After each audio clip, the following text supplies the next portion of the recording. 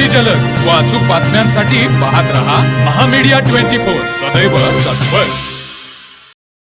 कोल्हापूर जिल्ह्यातील दानोळी गावामध्ये सोमवारी मध्यरात्री घडलेल्या अपहरण आणि खून प्रकरणाने संपूर्ण परिसरामध्ये भीतीचं वातावरण निर्माण झाले आहे। भरतेश राजगोंडा टोपगोंडा वय 40 या व्यावसायिकाचे अपहरण करून काही तासातच त्यांची हत्या करण्यात आल्याची धक्कादायक घटना उघडकीस आली आहे। शेरीमळा परिसरातील ऊसाच्या शेतात हा प्रकार घडल्याचं आज मंगळवार दिनांक 14 एप्रिल रोजी दुपारी प्राथमिक तपासात समोर आले आहे। सोमवारी रात्री सुमारे 9च्या सुमारास भरतेश यांना अज्ञातांनी जबरदस्तीने पळवून नेले। अपहरणानंतर काही वेळातच त्यांच्या मोबाईलवरून त्यांच्या चुलत भावाला फोन करून 25 लाख रुपयांची खंडणी मागण्यात आली। आरोपींनी सतत ठिकाण बदलत कुटुंबियांना गोंधळात टाकले। भरतेश यांचा भाऊ महावीर आणि त्याचे 2 मित्र सांगितलेल्या ठिकाणी गेले, मात्र काही वेळातच मोबाईल बंद झाल्याने पूर्णपणे तुटला।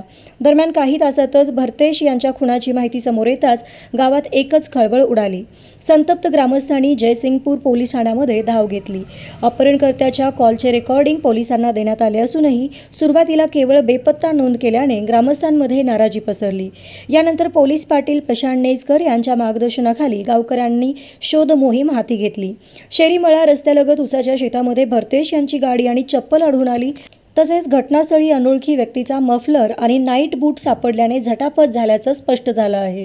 घटनेची माहिती मिळताच पोलीस निरीक्षक गोरे सकाळी घटनास्थळी दाखल झाले। ग्रामस्थांनी पोलिसांच्या उशिरा कारवाईवर संताप व्यक्त केला। पोलिसांनी तपास सुरू असल्याचं सांगत लवकरच आरोपींना अटक केली जाईल असे आश्वासन दिले आहे।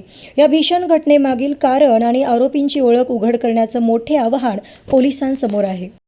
तर मग चला सबस्क्राईब करायला विसरू नका महामीडिया 24 न्यूज चॅनलला। महामीडिया 24 सदैव तत्पर।